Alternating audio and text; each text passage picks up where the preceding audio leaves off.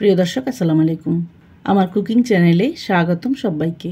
তো ভিউয়ার্স, আজ আমি আপনাদেরকে রান্না করে দেখাবো কাঁকরোল আর আলু দিয়ে তেলাপিয়া মাছের পাতলা ঝোল। এভাবে কাঁকরোল আর আলু দিয়ে তেলাপিয়া মাছের ঝোল রান্না করলে খেতে কিন্তু খুবই মজা লাগে। রেসিপিটি একবার হলেও বাসায় ট্রাই করার অনুরোধ রইল। আর রেসিপিটি ভালো লাগলে আমার চ্যানেলকে সাবস্ক্রাইব করে শুরু থেকে শেষ পর্যন্ত আমার রেসিপির সাথে থাকার অনুরোধ রইল। তো ভিউয়ার্স, চলুন দেখে নেওয়া যাক কীভাবে আমরা সহজ পদ্ধতিতে কাঁকরোল আর আলু দিয়ে তেলাপিয়া মাছের পাতলা ঝোলটা রান্না করব।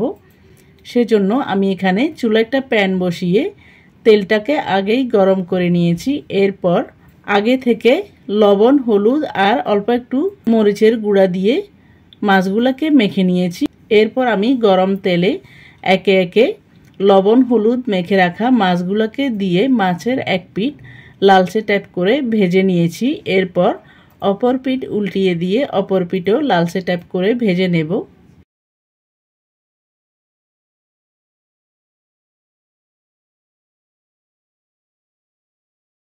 দেখতে পাচ্ছেন মাছগুলো আমার লালচে টাইপ করে ভাজা হয়ে গেছে। এরপর আমি মাছগুলোকে প্যান থেকে উঠিয়ে একটা পাত্রে নিয়ে নেব।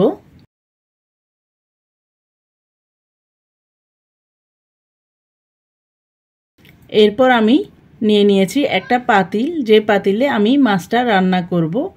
এখানে আমি দিয়ে দিয়েছি 2 টেবিল স্পুন পরিমাণ সরিষার তেল।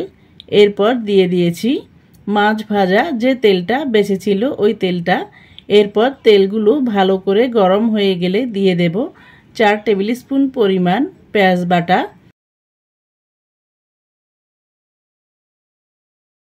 দিয়ে দেব 2 টেবিল স্পুন পরিমাণ আদা রসুন বাটা। এরপর আমি আদা রসুন আর পেঁয়াজ বাটাটাকে একটু নেড়ে ছেড়ে আদা রসুনের কাঁচা গন্ধটা চলে যাওয়া পর্যন্ত ভেজে নেব।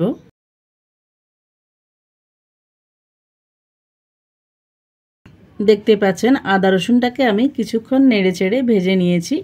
আদা রসুনের কাঁচা গন্ধটাও চলে গিয়েছে। এ পর্যায়ে আমি দিয়ে দেব হাফ টিস্পুন পরিমাণ হলুদ গুঁড়া, দিয়ে দেব 1 টিস্পুন পরিমাণ মরিচ গুঁড়া, এরপর দিয়ে দেব হাফ টিস্পুন পরিমাণ ধনিয়া গুঁড়া, দিয়ে দেব হাফ টিস্পুন পরিমাণ জিরার গুঁড়া, এরপর দিয়ে দেব স্বাদ মতো লবণ। এরপর আমি সবগুলা গুঁড়া মশলাকে তেলের সাথে কিছুক্ষণ নেড়ে চেড়ে ভেজে নেব। এভাবে তেলের উপরে গুঁড়া মশলাটাকে ভেজে নিলে যে কোনো তরকারির কালারটা কিন্তু খুবই সুন্দর আসে। এরপর গুঁড়া মশলাগুলোকে কিছুক্ষণ নেড়ে চেড়ে ভেজে নিয়ে তেলটা যখন উপরে উঠে আসবে ওই পর্যায়ে আমি দিয়ে দেব হাফ কাপ পরিমাণ পানি। এরপর পানির সাথে ভালো করে নেড়ে চেড়ে মশলাগুলোকে আমি কষিয়ে নেব। যতক্ষণ পর্যন্ত মশলাটা কষিয়ে তেলটা উপরে উঠে না আসে ততক্ষণ পর্যন্ত আমি মশলাটাকে কষিয়ে নেব। দেখতে পাচ্ছেন মশলাগুলো আমার ভালো করে কষানো হয়ে গেছে। এরপর আমি দিয়ে দেব লম্বা লম্বি করে কেটে নেওয়া একটা টমেটো আর 2টো কাঁচামরিচ। এরপর দিয়ে দেব আগে থেকে কেটে নেওয়া আলু আর কাঁকরোল। এখানে আমি 3টা আলু আর 3টা কাঁকরোল কেটে নিয়েছি, অফ ক্যামেরায় কেটে ভালো করে ধুয়ে নিয়েছি। এরপর আমি সবজিগুলা দিয়ে মশলার সাথে 2 থেকে 3 মিনিট পর্যন্ত সবজিগুলাকে কষিয়ে নিয়েছি। এরপর সবজিটা কষানো হয়ে গেলে দিয়ে দেব ঝোলের জন্য পানি। এখানে আমি ঝোলের জন্য 3 কাপ পরিমাণ পানি দিয়েছি।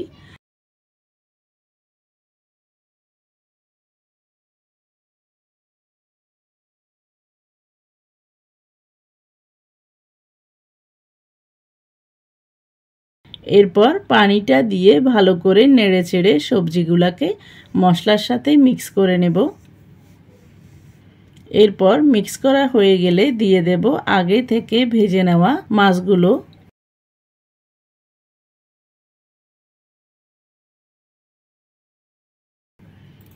দেখতে পাচ্ছেন একে একে আমি আগে থেকে ভেজে নেওয়া তেলাপিয়া মাছগুলোকে দিয়ে দিচ্ছি।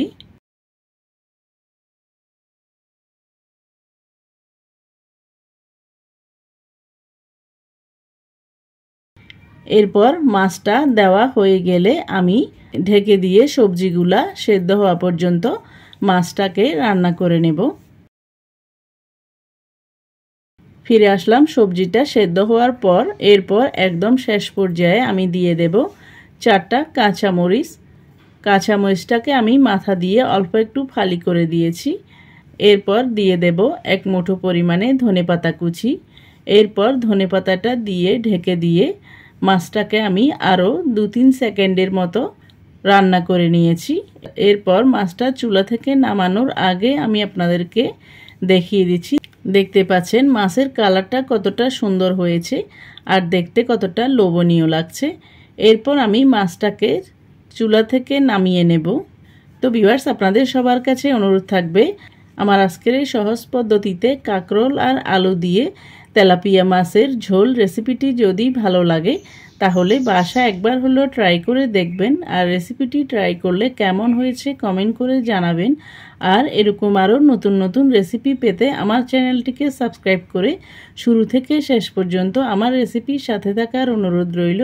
তো ভিউয়ার্স, আবারও আমার রেসিপিটি ট্রাই করার অনুরোধ জানিয়ে আমার চ্যানেলকে লাইক, কমেন্ট, শেয়ার ও সাবস্ক্রাইব করার অনুরোধ জানিয়ে আজকের মতো এখানে বিদায় নিচ্ছি। আবার দেখা হবে নতুন কোনো ভিডিওতে নতুন কোনো রেসিপি নিয়ে। সে পর্যন্ত সবাইকে আসসালামু আলাইকুম, আল্লাহ হাফিজ।